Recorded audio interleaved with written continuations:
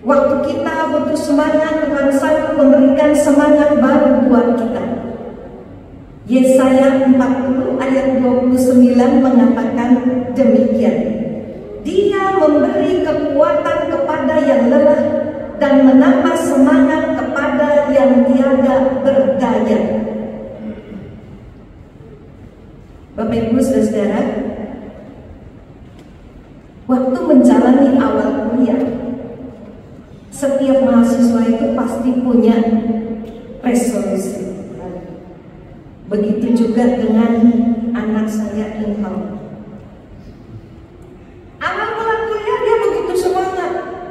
Resolusinya mengikuti kuliah dengan rajin, dapat IP tinggi supaya bisa mendapat beasiswa. Itu waktu belum banyak tugas dan belum tidur jam 4, jam 5 pagi. Begitu tugas mulai banyak, waktu tidur pun mulai sedikit. Dia mulai jenuh, dia mulai kehilangan semangat, ya.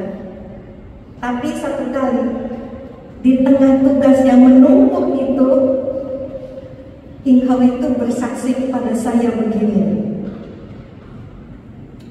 Mami, saya tuh capek banget ya, rasanya jenuh, setiap hari tugas lagi. Di titik jenuh dan rasa lelahnya itu, dia cerita, saya berdoa kepada Tuhan, saya ngeluh sama Tuhan, saya capek Tuhan, saya lelah, saya jenuh, ya. Dia rasanya begitu putus asa. Dia mulai malas mengerjakan tugas-tugas kuliah karena kejenuhannya.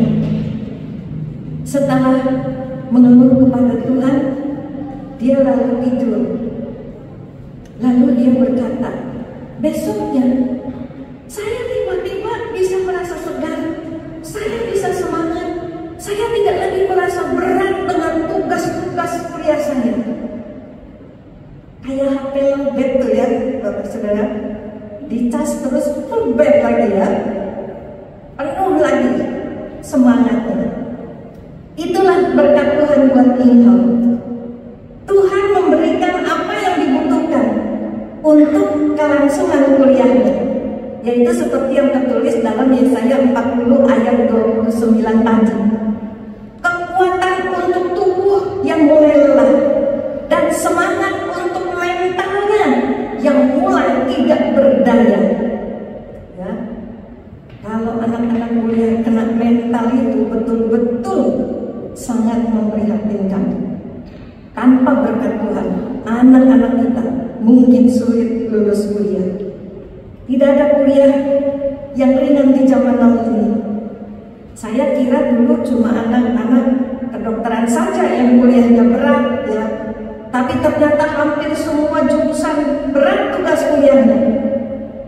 Kemarin di persekutuan remaja, Angel anakku cincin yang masuk ITB curhat, ya.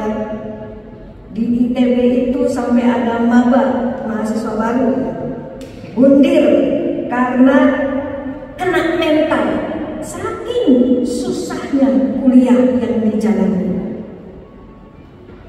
Bapak Ibu Saudara, kita harus bersyukur karena punya Tuhan yang senantiasa mau memberkati kita secara jasmani, juga memperhatikan berkat-berkat yang kita butuhkan secara psikis. Sehingga semua resolusi yang kita mau jalani disertai oleh Tuhan dengan segala berkatnya itu, dan kita bisa melaluinya dengan baik, sehingga kita bisa berhasil melewati tahun-tahun kehidupan kita. Yang kedua, ada berkat perlindungan, kasih karunia, dan damai sejahtera. Bapak Ibu Saudara, berkat perlindungan dari Tuhan ini, kata aslinya adalah samar, ya. Samar itu bukan hanya sekedar dilindungi, tapi juga dijaga, diperhatikan, dipelihara, dan dipedulikan. Jadi ketika Tuhan memberi berkat perlindungan, Tuhan itu bukan hanya sekedar melindungi kita, tapi Tuhan itu juga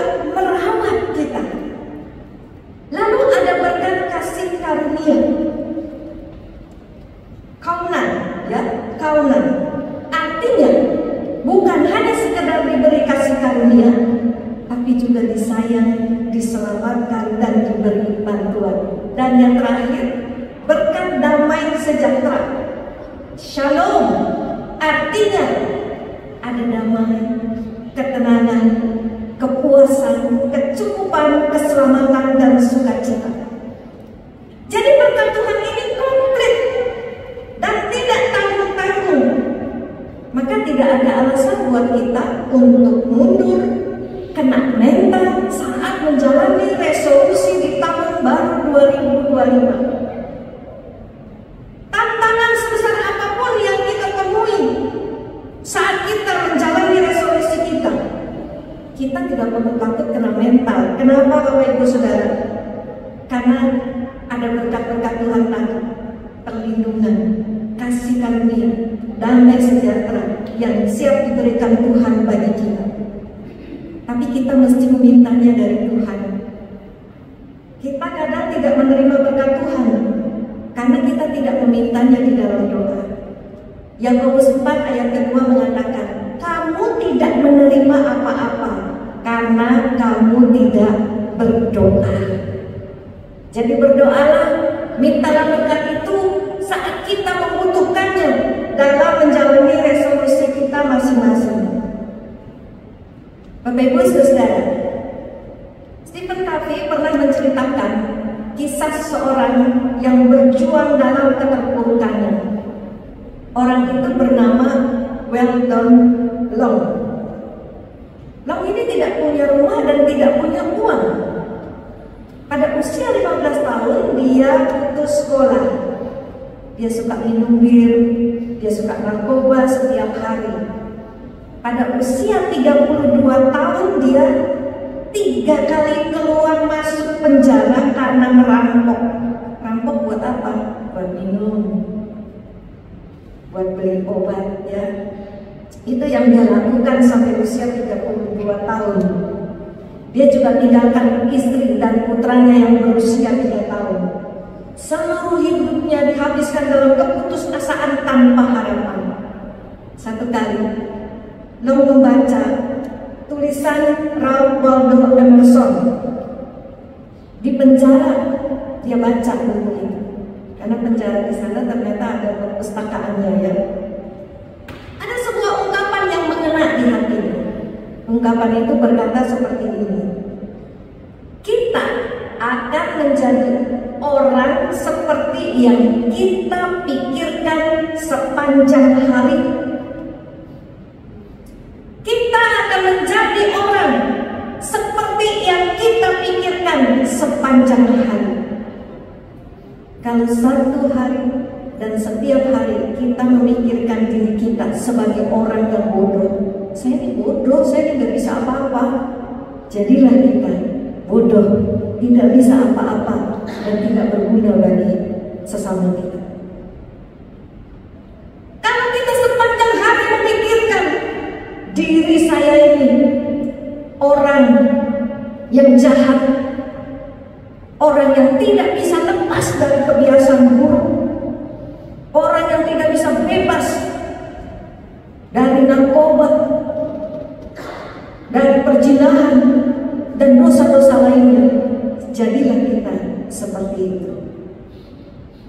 Bapak Ibu Saudara, Weldon Long terus merenungkan perkataan itu sepanjang hari. Meskipun masalahnya berat dan tidak mungkin teratasi, dia coba putuskan untuk membuat sebuah resolusi.